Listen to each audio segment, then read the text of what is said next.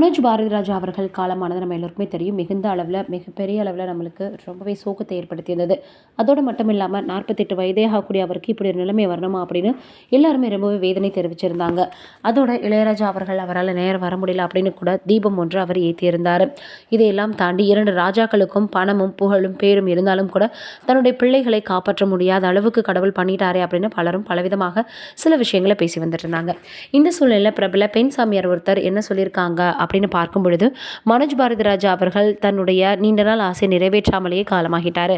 அதனால அவருடைய ஆன்மா ரொம்பவே கதறி அழுது நான் பேசினேன் அப்படின்ற மாதிரி பேசியிருக்காங்களாம். பிரபலமாக இருக்கிறவங்கள எல்லாரையுமே ஒரு சிலர் இந்த மாதிரியான விமர்சனத்துக்கு ஆளாக்குவாங்க. அதோட இது உண்மை கிடையாது. ஏன்னா பாரதிராஜா அவர்களுடைய குடும்பத்தினர் எந்த விதமான அதிகாரப்பூர்வமான அறிவிப்பையுமே அவங்க சொல்லலை.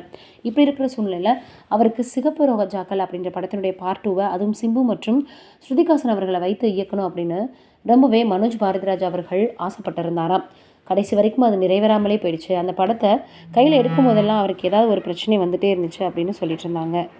அதோட எப்படியாவது நம்ம ஒரு இயக்குனர் ஆகணும் அப்படின்றதான் அவருடைய நீண்ட கால ஆசையாகவும் இருந்திருக்கு. இந்த சூழ்நிலையில் திடீரென உடல்நலக்குறைவு ஏற்பட்டு காலமாகி இருந்தது ரொம்பவே எல்லோருக்கும் வருத்தத்தை ஏற்படுத்தியிருந்தது. நல்ல மனிதர்களுக்கெல்லாம் இப்படி ஒரு நிலைமையை கடவுள் கொடுத்துட்றாரே அப்படின்ற மாதிரி எல்லோரும் சொல்லிட்டு இருக்காங்க. தன்னுடைய காதல் மனைவி பிள்ளைகள் அப்படின்னு எல்லாரையுமே பார்த்தீங்கன்னா ரொம்ப உயர்வாக பேசியிருப்பார். தனக்காக தன்னுடைய வாழ்க்கையவே தியாகம் செய்தவங்க தன்னுடைய மனைவி அப்படின்னு நிறைய இடங்களில் அதை பதிவு பண்ணியிருப்பார்.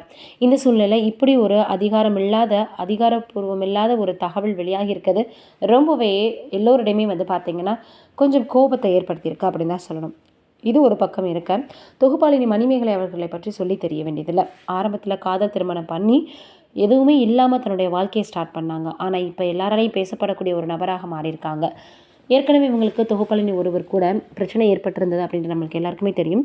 இப்போ டான்ஸ் ஓடி அந்த நிகழ்ச்சியில் ஜீ தமிழில் இவங்க பங்கெடுத்து குறிப்பாக தொகுப்பாளினியாக அவங்க அதில் இப்போ பார்த்தீங்கன்னா ஒர்க் பண்ணி வந்துட்டுருக்காங்கன்றது நம்ம எல்லோருக்கும் தெரியும். அவங்களுக்கு சிறந்த தொகுப்பாளினி அப்படின்ற விருது கிடச்சிருக்கு. நிச்சயமாக நீங்கள் இல்லைன்னா என்னால் இது சாத்தியமே கிடையாது அப்படின்னு ரசிகர்களிடம் அவங்க நிறைய விஷயங்களை ஷேர் பண்ணியிருக்காங்க. பொதுவாக ஆரம்பத்தில் எதுவுமே இல்லாமல் ரொம்ப அடிமட்டத்தில் இருந்து தங்களுடைய வாழ்க்கையை ஸ்டார்ட் பண்ணி உச்சத்தை தொட்டவங்க இருக்காங்க. அந்த வரிசையில் இப்போ மணிமேகலையும் இருக்காங்க. நிறைய விஷயங்களை அவங்க ரொம்பவே கஷ்டப்பட்டு சில விஷயங்களை சமூக வலைதளங்களில் ஷேர் பண்ணியிருந்தாங்க. அப்போ நிறைய பேர் அவங்களுக்கு ரொம்பவே சப்போர்ட்டும் பண்ணியிருந்தாங்க. அதே போல் இப்போ அவங்க தொகுப்பாளினி அப்படின்ற ஒரு அவார்டை வாங்கியிருக்கிறது ரொம்பவே பெருமையாக ஃபீல் பண்ணுறேன் அப்படின்ற மாதிரி சொல்லியிருக்கிறாங்க. இதனால் இந்த விஷயம் சமூக வலைதளங்களில் ரொம்பவே வைரலாக பரவி வந்துட்டுருக்கு. மணிமேகலை அவர்கள் இன்னும் நிறைய உச்சத்தை தொடரும் அப்படின்றது தான் அவங்களுடைய ரசிகர்களுடைய ஆசையாக இருந்து வந்துட்டுருக்கு.